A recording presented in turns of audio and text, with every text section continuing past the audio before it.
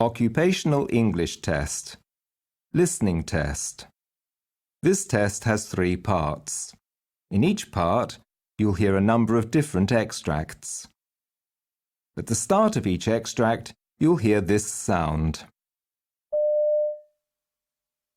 You'll have time to read the questions before you hear each extract, and you'll hear each extract once only. Complete your answers as you listen. At the end of the test, you'll have 2 minutes to check your answers. Part A. In this part of the test, you'll hear 2 different extracts. In each extract, a health professional is talking to a patient. For questions 1 to 24, complete the notes with information you hear. Now, look at the notes for extract 1.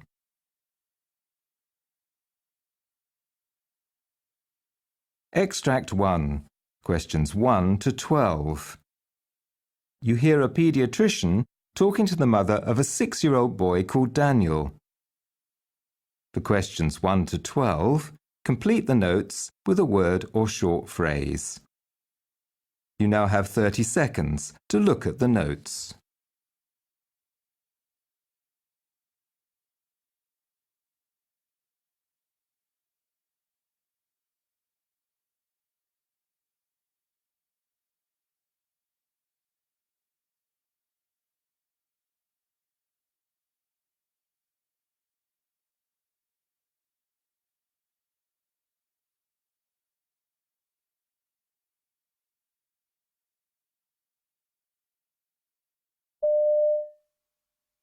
Mrs. Lemmings, come in, please. I believe you're here to see me about your son, Daniel. Yes, he's 6 years old now, but I wanted to talk to you without him being here, at first anyway. Yes, of course. So tell me what seems to be the problem. Well, it's his hands. They're in really bad shape. It's mainly the skin, the way it looks. It's so cracked and dry. He's reluctant to complain about it, but I've managed to get him to tell me that it does hurt. Now, from what he says, I believe the pain is pretty much constant. Right. Is this accompanied by any other symptoms? Well, yes. Although there's no itching or anything like that, I mean, I've never seen him scratching them. But the most worrying thing is that there's even bleeding sometimes. Right. Right. I just don't understand how they've got so bad. So when did all this begin? Oh, it's been months now. I thought it would clear up in the spring when the weather got warmer, because I initially put it down to that cold snap we had last winter. Yes. Yeah, and I mean, because that's when we first noticed it. But obviously I was wrong. I've tried to pin down what sets it off, and the thing I keep coming back to is all the hand washing. It makes it worse. And now I've tried to stop him, but it just upsets him if he can't do it, so we've, well, kind of given in. Have you tried any treatments? Oh, yes. We started with creams for dry skin, you know, just about every remedy you can buy over the counter. And they all helped a bit, but not much. And once we'd exhausted all those options, we moved on to the home remedies from the internet. I read about things like getting him to wear silk gloves at night. Let me tell you, they weren't very practical. Yes. And he was okay with the petroleum jelly treatment, though, so that's one of the things that we still use now. But also his older sister Sarah has eczema, so another thing we're doing is using Sarah's aqueous cream. Yes. Sarah doesn't mind, but Daniel hates using his sister's stuff. And I don't want it to sound like I'm making things out to be worse than they actually are. It isn't always terrible. Some weeks are better than others. Like, for instance, during the school holidays, there's a definite improvement then. Can you tell me a bit more background information about Daniel? How is he generally? Well, in some ways he's fine. I mean, he's doing well at school, but his teachers have alluded to the fact that he's highly strung. That's definitely how I'd sum him up too. Take, for example, his tantrums. Last week, all hell broke loose because he had to go to the childminder on a different day. He spent the whole 3 hours there crying his eyes out. And this is a lady who's looked after him since he was 5 months old, so it's not like he doesn't know who she is. Right. So he finds it hard to cope with change. Is that a fair assessment? Well, yes, but it's not just that. When we go on a family day out, I now have to wrap all of his food in plastic cling film or he just won't eat it. He's convinced it'll have germs on it. I mean, honestly, it's just making things impossible. So, what are your main concerns? Well, I've done a fair bit of reading up on this, and that's why I wanted to come to see you by myself at first. I've heard about conditions such as Asperger's, but I don't honestly think it's that. Mm-hmm. What I am worried about is the possibility that this could be OCD, or at least the start of it. And what I'm worried about is what's the best way to handle it? Well, you did the right thing coming to see me. What I would suggest... Extract 2, questions 13 to 24. You hear a consultant gastroenterologist talking to a patient called Vincent Sykes. For questions 13 to 24, complete the notes with a word or short phrase. You now have 30 seconds to look at the notes.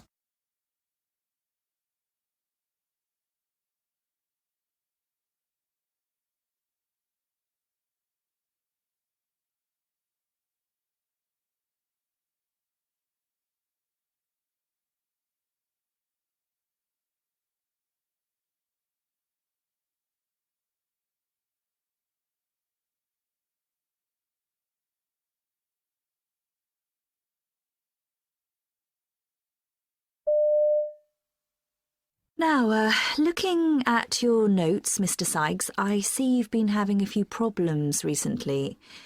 Could you tell me a little about what's been happening, your symptoms that you've noticed? Well, there's several things, really. I've always been on the large side, but my clothes have felt looser recently because I lost a bit of weight. I mean, I haven't been trying or anything. I suppose it's not surprising because I'm not eating as much at the moment. And these days when I am eating, I seem to get full so quickly, before I'm even halfway finished. Actually, getting the food down is hard sometimes too. I just can't... Well, you know, I often feel like I'm choking, to be honest. Oh, I see. What about your bowel habits? Any change there? But yeah, sometimes I have to rush to the loo. Right. My poos are much lighter colour than it used to be. It's watery too, you know what I mean? My stomach sometimes feels really, well, gassy is the only way to describe it. Right, I see. And have you noticed anything else? Well, you'll have noticed the whites of my eyes. They're looking sort of light yellow, and my skin does a bit too. It's also really itchy these days too. It drives me mad. I'm incredibly tired a lot of the time too. Just feel shattered. Oh, I see. And have you been experiencing any pain anywhere? In your joints, for example? Oh, my joints feel okay. But there's definitely a pain here, around my stomach. Right. And going round there to my back. It usually hurts much more when I'm lying down. It's really hard dropping off to sleep some nights. When I first got it, I'd taken antacid because it felt similar to heartburn, you know? But it didn't seem to help, so I stopped doing that. I should have changed my diet, really, I suppose, but till recently I'd always loved my food, especially the high-fat stuff. I was never one for sugary things, though. I've not got a sweet tooth. Right. And how's everything affecting your life generally? Let me explain. Your work as a... Well, I'm retired now, actually. Oh, right. Most of my working life, about 30 years of it, was spent in a paint factory. I was a senior colour technician. It was interesting, but a lot was resting on my shoulders, really. And, well, the responsibility got me down. You know, things got pretty stressful sometimes. I can imagine. And do you smoke or drink? Well, I used to smoke. Quite a lot, really, looking back.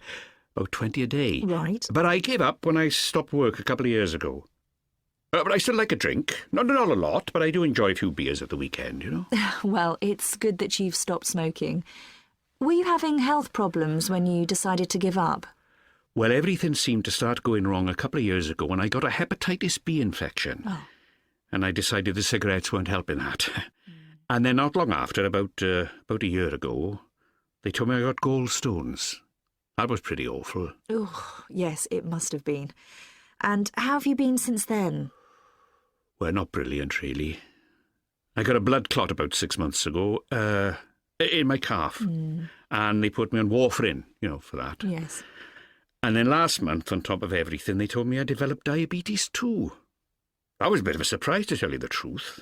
I really hadn't seen that one coming. No. Well, I can see that you've been through the mill this last year or so, one way or another. OK, what I'd like to do now is to get a couple of tests ordered. We'll start with a